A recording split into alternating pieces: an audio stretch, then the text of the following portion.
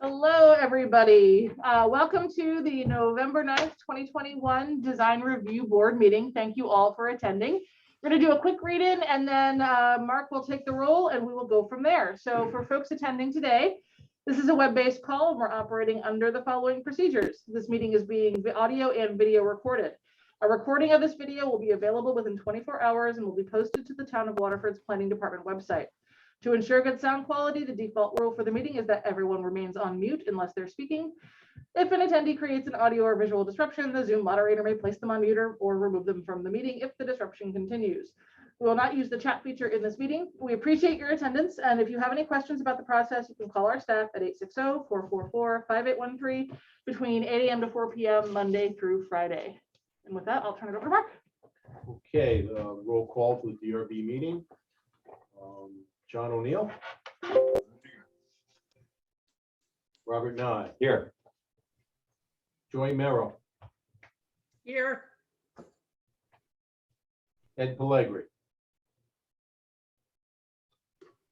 And Bill McNulty. Okay, we have 3 in attendance. We have a quorum. Very good. All right, no alternates to appoint. Plan reviews, item number 2, request of Waterford Woods LLC owner and applicant for modification of an approved site plan at 384 and 394 Willits Avenue Extension. I will turn it over to you folks. All right. Good afternoon. For the record, my name is Brandon Handfield. I'm a civil engineer with Yantic River Consultants in Lebanon, Connecticut. Also here on the meeting is the owner and applicant, Kevin Daly with Waterford Woods LLC. And John Wicko is also on with us, our project architect. I'm going to briefly go through the site plans and what we're proposing this afternoon.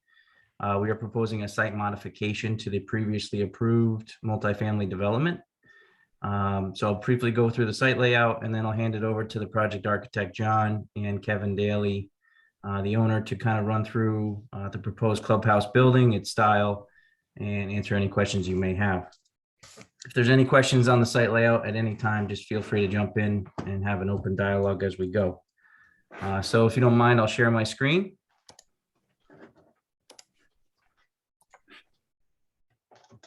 And just confirm that everybody can see that site layout in front of you. Gotcha. Perfect. All right. So this is sheet number 1 of the plan set. It's the overall site development layout. And just to orient ourselves, left of the page is north. Willits Avenue would be left and north of our site. The intersection with Boston Post Road would be to the bottom left or northwest. Myrock Avenue would be to the east or at the top of the page, and the railroad would be to our right or south. The property itself outlined in orange, about 26.6 acres.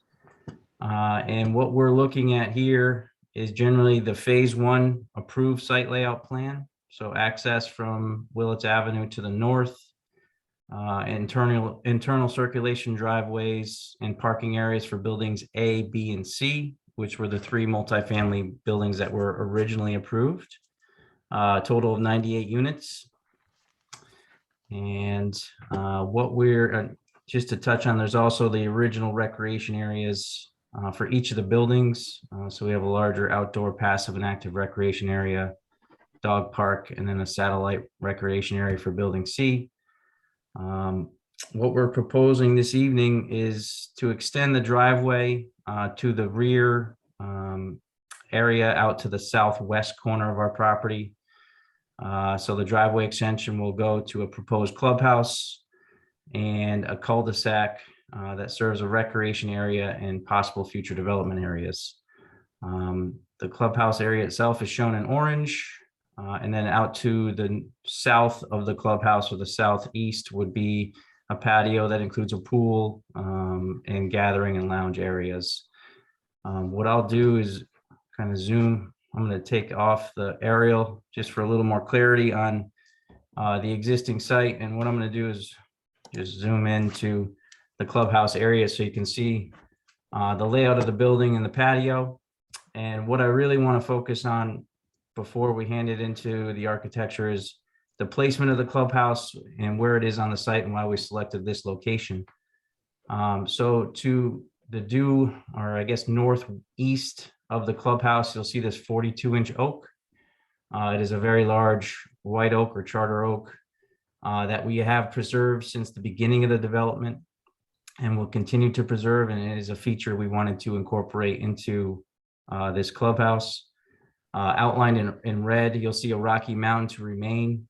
That is actually a historical quarrying site. So this was the area where they quarried rock in place and removed it. And then to the east or west, I'm sorry, west of the front of our clubhouse, you'll see another outlined red area of another historical quarrying area where there's still signs of that activity. So what we did here was situated the clubhouse pretty much in the center of those three historical features. So the tree, the rocky mound, and then the quarrying mound to the west, and use those natural resources and historical resources as kind of the points in which we oriented the clubhouse and situated the patio. So the patio itself frames the larger of the quarrying sites, so it'll be right off the edge so people can observe that area while also preserving the trees that are within it. The clubhouse itself, there's large windows facing northeast, which can observe this large white oak or charter oak. And then out the front door, this quarrying area, as well as all of the larger oaks and maples that exist around it, will be preserved as well. And the real intent here is to fit this clubhouse into its natural environment.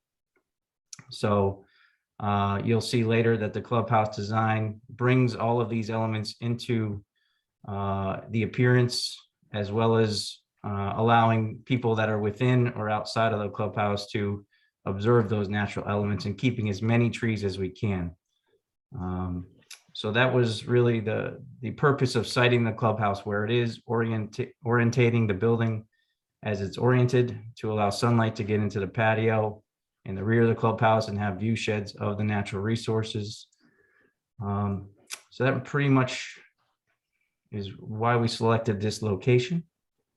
And I do have some photographs here of those features. So this is the charter oak or white oak that we're using as a view and preserving. So this is looking back at the clubhouse from the approved development side. So the clubhouse would be in this area here.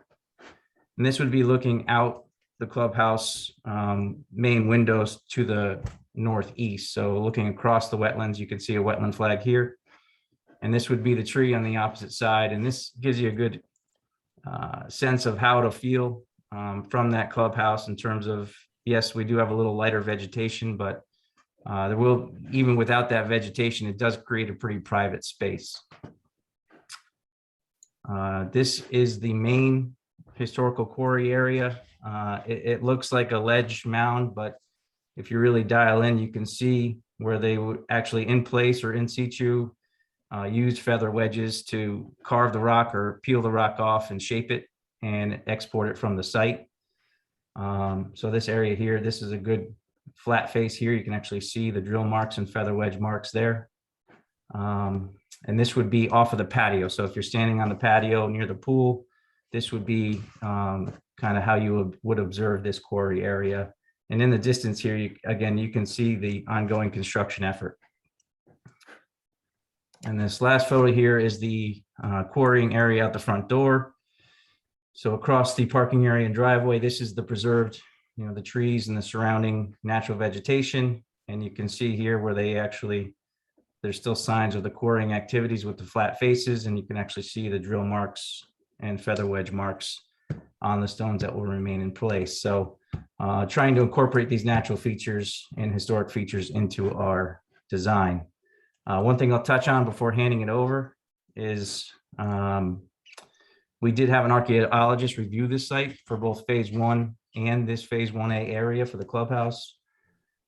Phase 1 had nothing. It was pretty much disturbed from historical excavation and stockpiling activities. But this area here had some resources, and mainly she identified these quarrying sites as significant, and the State Historic Preservation Office's response to our plan. They appreciated us preserving them and not disturbing them, and gave us credit towards that activity without any other disturbances. So just wanted to note that.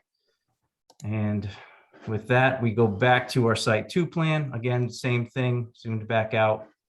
That rock quarrying site would be here, quarrying site here, and the trees off the page. But again, that is what we're looking at here.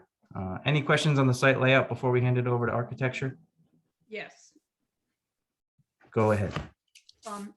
First of all, why wasn't this part of the original plan? It's a very good question.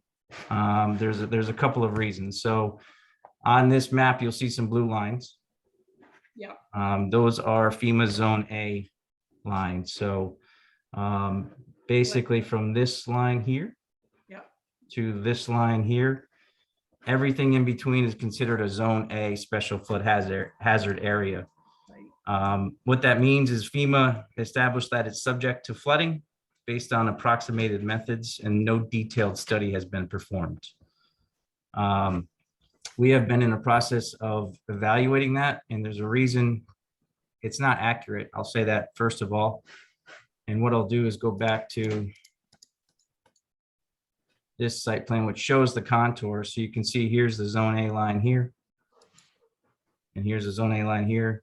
You can see that the lines themselves are perpendicular to the contour. So at a low point here, we're at about elevation 16. And that line at a high point goes through about elevation 31. Flooding happens in a level sense. So same thing pretty much here, although this one's not quite as inaccurate, but this one here is drastically inaccurate. So we did a detailed hydraulic study of the area, the entire watershed down to Minor Lane. And as a result of that study, we came up with an accurate base flood elevation that's shown in this solid blue line. So it's about elevation 20 on the north side of this development, and it's about elevation 18 on the south side. And what that results in is that this area is not going to be within a FEMA special flood hazard area. We have applied to FEMA. They are reviewing our application now. And once that review is complete and we get a letter of map amendment, the work will be able to commence. So that's one reason it wasn't included, was that this entire area was basically within a special flood hazard area, and it took time to get there. Okay. Um, Fine. And I have another question. Sure, go ahead. You're showing a dog park around the clubhouse. Yes. It seems counterintuitive. So I will briefly describe why. So we're actually encouraging dogs to be part of this development. And within the clubhouse itself is a dog washing station for people to bring their dogs, wash their dogs. And that door is right here on this plan. So outside of that, there was a desire to encourage dogs to be around that amenity. So this would be more of a formal fenced-in dog park, cleared grass where people can sit and observe their dogs. And then the dog park actually continues into more of a natural setting, which would be a more meandering fence that keeps all the trees and some of the undergrowth and allows the dogs to get into a more of a shady area and a more natural setting, and still be observed from the dog park. So I think the point here is dogs are very popular with the residents of these developments, becoming more and more popular with COVID, and encouraging them to use the facilities and amenities is a big part of this project. Okay. Thank you. You're welcome.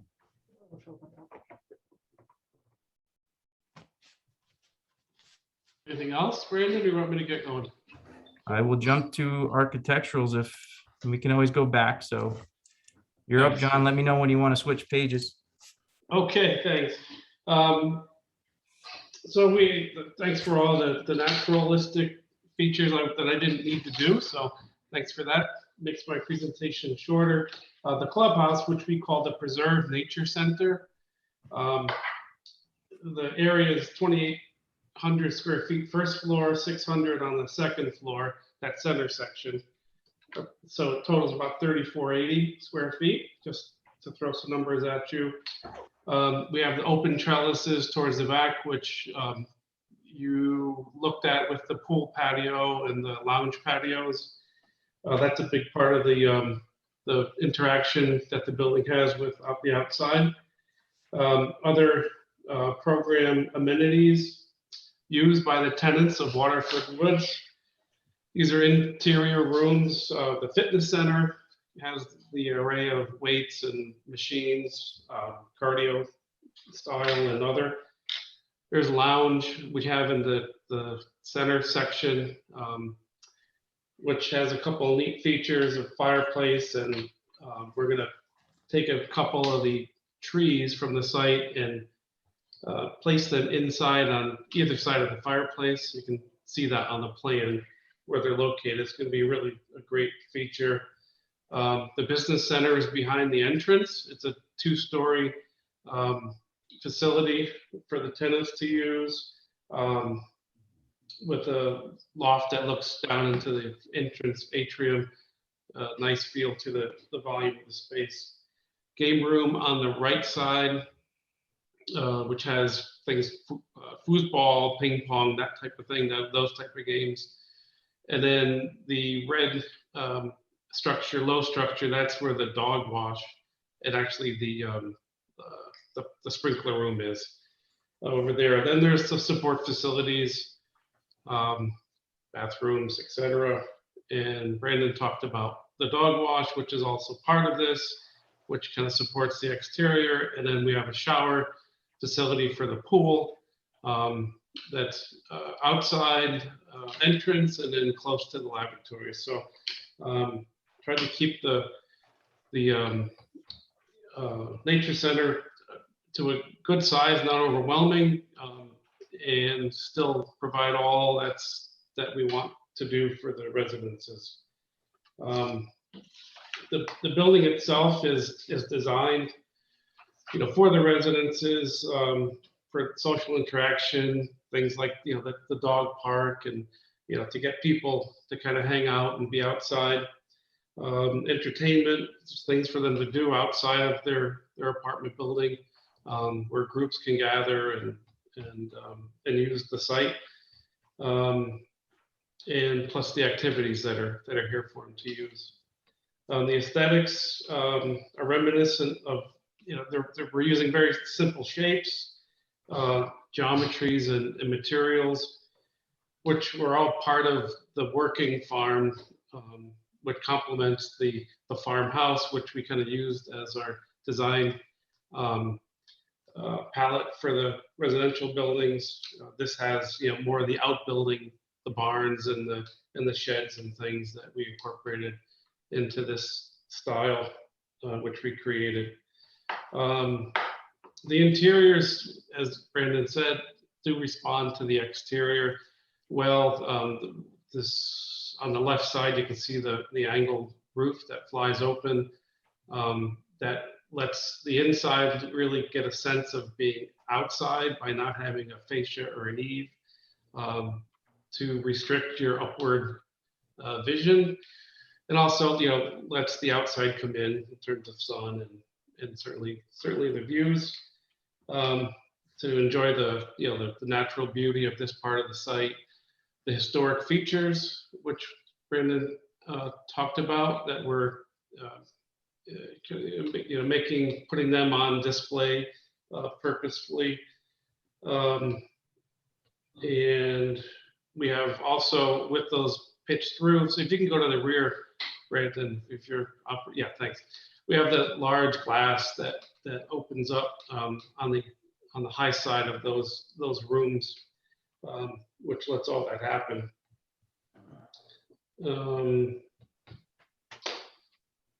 The materials that we used are also reminiscent, of the farm structures. We have stone foundation bases.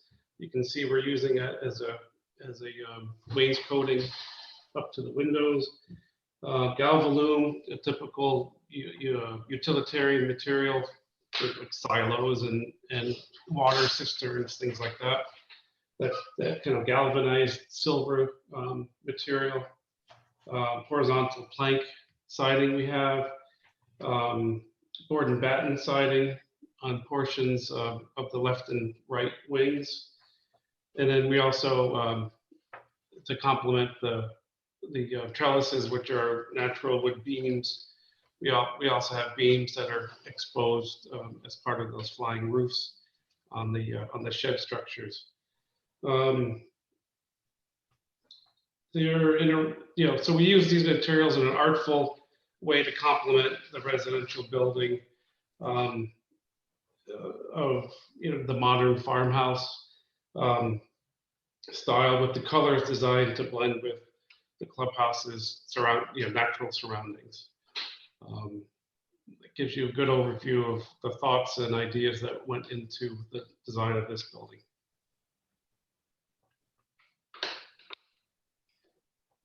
Hi, Joy. Okay. Yes. Hi. I guess I understand why the pitched roof and some of the other features. I guess what I don't understand is there's some white fascia both on that particular roof line and on this backside to the pool. And it just seems like it's like a break point, whereas if it was the natural color, it would bring it together.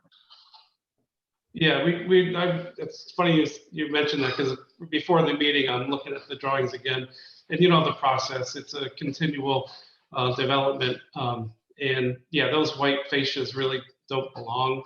They probably will be that the metal roof that kind of curls over and so it'll be those natural colors at the roof line. It's a little pinstripey, which doesn't really do it any justice. No. Thank you for that. Yeah, absolutely. Yeah, but we'll probably change that.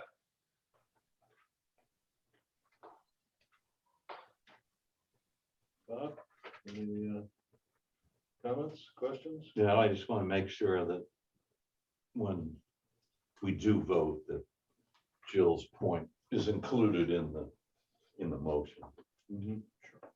But no, I mean, the presentation, I think, pretty much answered whatever questions I may have had. All right.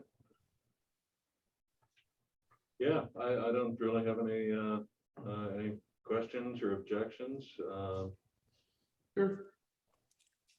We can make a note about the white trim.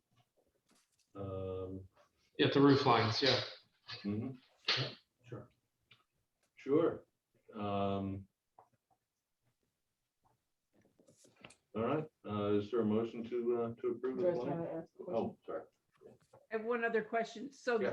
You said there was going to be a stone wainscoting up to the window line. Is that faux stone? And is it in the brown tones or the gray tones like the granite? Yeah, Kevin, maybe you can speak to that. I think you mentioned something. Oh, you have to unmute, Kevin. Coming. You have to There we go. unmute. There you go. Can you hear me? Yep. Okay. The stone's going to be indigenous stone from the quarry. Yeah. It's going to be Connecticut stone. It'll be cut into kind of geometric shapes like they would have done and applied. It'll be a thin stone. It won't be a real stone. It'll be 2 inches thick, but it'll be real stone. It will not be one of the make-believe stones. But we're not taking it from our local quarries that are left and right of the building. And what you're also not seeing here is in the front, some of the stones that aren't in those pictures, they're laying around. They're really big, square with the things. The front of the building will also have those as you enter. They're not shown here. No, you Kind of don't. like sculptures, right, Kevin? Like sculptures, we're going to stack them and have drill bars through them and have them put together. So it looks like, it's meant to be sculptural. It's meant to have an artistic feel, but at the same time, all the artwork inside is going to be geared toward the nature of this area. The wetlands, the trees, the quarries, everything that was here and everything was in our archaeology study. We're going to try to incorporate inside in the artwork, which will be huge pieces, because some of these ceilings soar to how high, John? 30 feet, right? No, not quite, 18, 20, I think there's a 22 or 24. Yeah. Right, so some of these pieces of artwork will be huge. And the stone out front, and we're also right now hoping to have a cistern, around a galvanized cistern, For the roof runoff. which we would connect the roof drains to, so that in the summer, well, first of all, it would look very cool and very farm-like. But second of all, they make them now that the water passes through and will feed our sprinkler system. And our sprinklers, our lawn sprinkler and our landscape sprinkler will only be from recaptured water sources. Excellent. Cool. That's cool. So that would be somewhere up front here, most likely over by the stone. Nope, more to the right. There you go. It'd probably be right about there, out a little bit. And then in the winter, the water just passes through and goes back down into the storm drains, into the drainage system. Got it. So that's the kind of feel we're looking to have. Something that's very, that's not an urban feel, but is exciting and young, because most of our tenants, the majority are either over 65 or under 35. So it seems to be how it goes on all our projects now. First floor, everybody's 60 and older, and second, third floor, everybody is 23 to 38. The question, the stone, the artwork, the big pieces of stone, is Yeah, that being brought in, or is it? no, they're all over the place down there. If you go through, Okay, these things are laying all over the place, okay, but my and we understanding, save them. my understanding was that this stuff was gonna be more or less preserved. And yet. Oh, no, these piles are being preserved. That's where they cut them, but there are stones sticking up everywhere. Even Okay. if you go to the site we just did, the original site, you'll see I got a giant pile sitting up by the cable company, Okay. Atlantic Broadband. So we saved these stones and we're gonna reincorporate them back into the project as pieces of art and as pieces of interest. Some will be stood up sideways for signs, that type of thing. Okay. There's literally thousands of them. I don't know if you've Okay. seen this project. We call this the potato farm. Okay, Very good. Any other questions or comments? Nope. Is there a, well, I make a motion to approve with the white trim comment. At the roof line. mhm, Eliminating white trim along the roof line to blend in with the roof line colors. Yes, Yeah. Perfect. If you look at the front where the entrance is, where you've used the natural wood, that's really nice. And if that could be Yeah. repeated, that would be great. Yep, we have that. Thanks for that. Yep. That's it. That's Second. already on the plan. The soffits too are a wood, not a real wood, but they appear to be wood. good. Okay, the motion, need a second? There's a motion. Is there a second? Joy? Second, Second from Joy. All in favor? aye. Aye. hey, Very good. Terrific. Thank you very much. Thank you very much. forward to Thanks for your comments. They're well received. seeing-